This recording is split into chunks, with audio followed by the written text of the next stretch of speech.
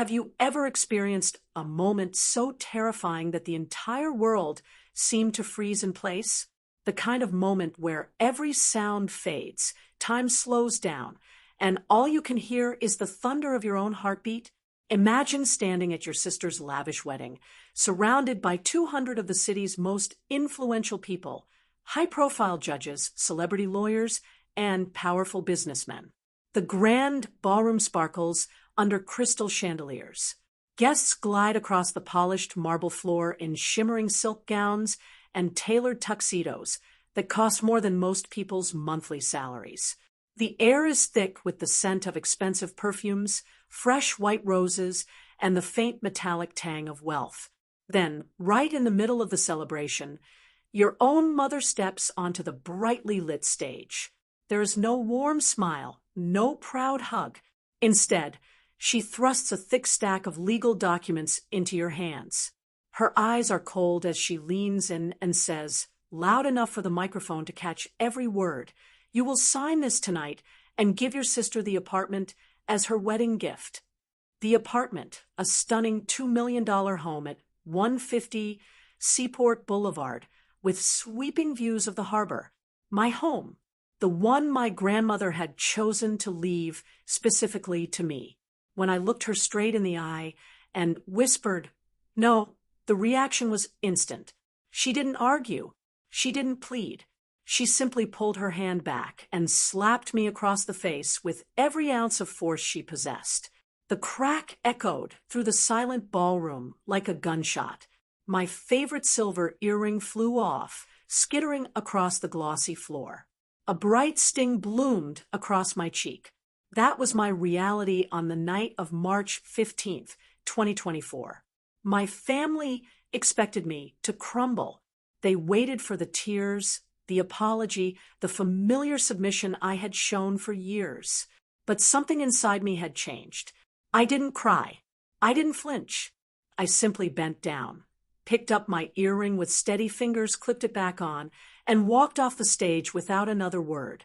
As I left the room, I pulled out my phone and made one call that would change everything. An hour later, the doors to the ballroom opened again. When my mother saw who had arrived, her face drained of color, and she let out a piercing scream.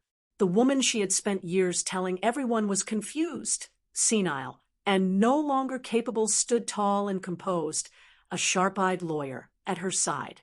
My grandmother, Eleanor Harrison, had come to reveal the dark secret my mother had been hiding.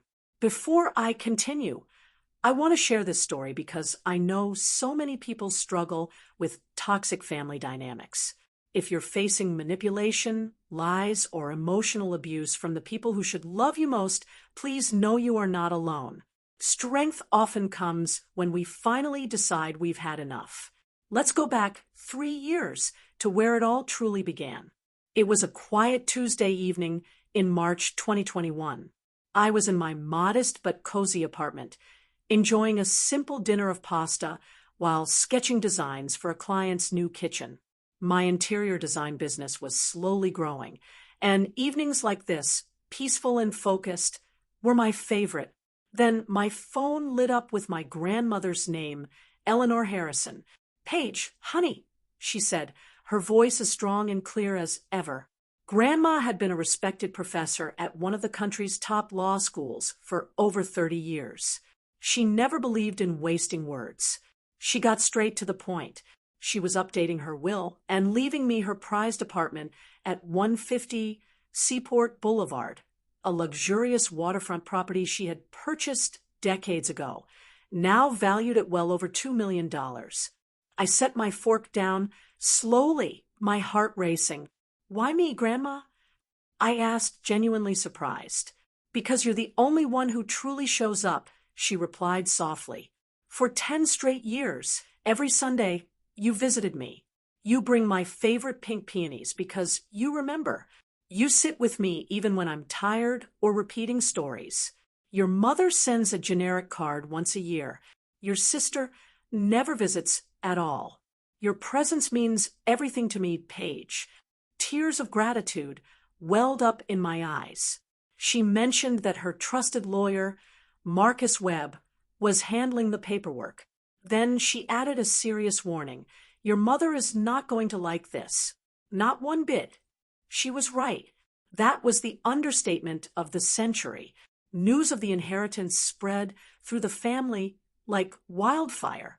By April, my mother, Victoria, summoned everyone to a family meeting at her sprawling mansion. The moment I stepped inside, the atmosphere felt hostile. My father lounged in his leather armchair. My mother sat rigidly on the edge of an expensive couch, and my sister Madison posed dramatically, as if cameras were rolling. Paige, my mother began, her tone deceptively sweet, yet razor-sharp. We need to discuss your grandmother. We believe her mind isn't what it used to be.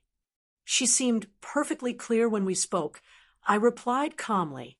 My mother insisted that no sane person would leave such a valuable property to only one grandchild.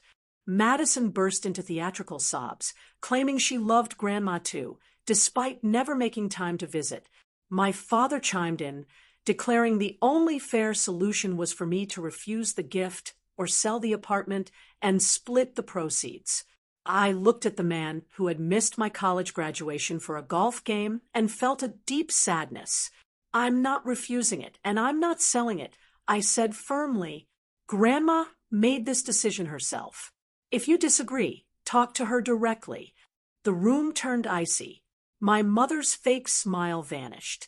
You'll regret being so selfish, she hissed. There will be consequences. And there were. After that meeting, I was removed from the family group chat. I learned about my sister's engagement through social media. No invitation to the party reached me. When I asked my mother why I had been excluded, she dismissed my interior design studio as a little hobby and claimed I was too busy. The lies hurt most. My mother began spreading rumors around town that I had manipulated my elderly grandmother, calling me a predator who took advantage of a vulnerable old woman. I chose silence, hoping the storm would pass. Instead, my quietness only made me look guiltier in their eyes. By late 2021, Grandma moved into an upscale senior living community. She said she wanted peace, but I sometimes caught glimpses of fear in her eyes. She never fully explained what had happened with my mother, only saying some truths were better revealed at the right time. 3 years passed. Then, in December 2023, a luxurious wedding invitation arrived for Madison's big day. After years of being treated like an outsider, they suddenly wanted me there. My mother called, sounding falsely affectionate, talking about healing and family unity. Her real request soon followed. I should gift the Seaport apartment to Madison and her fiancé Tyler as a generous wedding present. It was obviously a trap. I refused. She grew furious, insisting Madison deserved a strong start because she was marrying into a powerful family. Make the right choice, she warned before hanging up. I knew attending meant risking public humiliation, but skipping would make me look guilty. So I decided to go. A week before the wedding, Grandma called early one morning, her voice grave. If anything happens at that wedding, call Marcus Webb immediately. She gave me his private number and reminded me that she had once been a formidable lawyer herself. She had prepared documents, just in case. I love you, no matter what, she said before ending the call. The wedding night arrived. The hotel ballroom was breathtaking, thousands of white flowers, glittering lights, and live music filling the space. I wore a simple, elegant blue dress, wanting to blend in rather than stand out. My father barely acknowledged me. Madison, radiant in her extravagant white gown, immediately asked if I had brought the transfer papers. When I said no, her sweet expression twisted into something ugly. She warned me that Mom would handle it later. After dinner, my mother took the microphone. She spoke warmly about family sacrifices, then called me to the stage.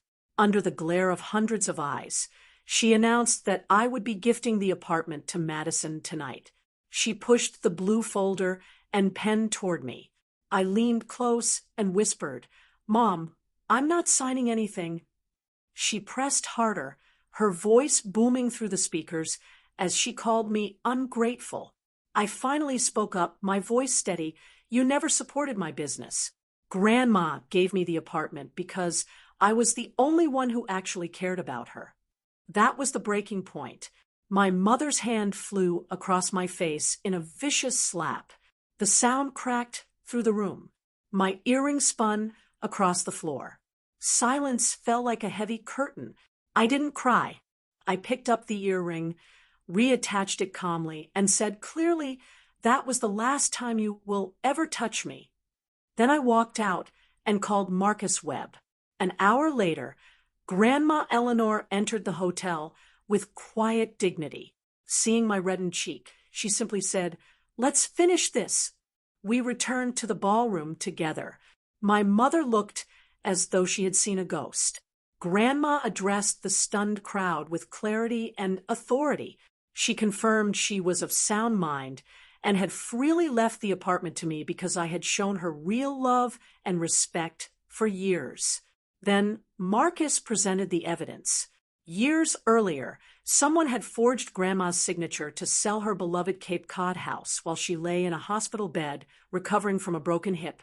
Handwriting experts confirmed the signature was 98.7% likely to be fake. My mother had stolen nearly $1 million from her own mother to maintain her lavish lifestyle.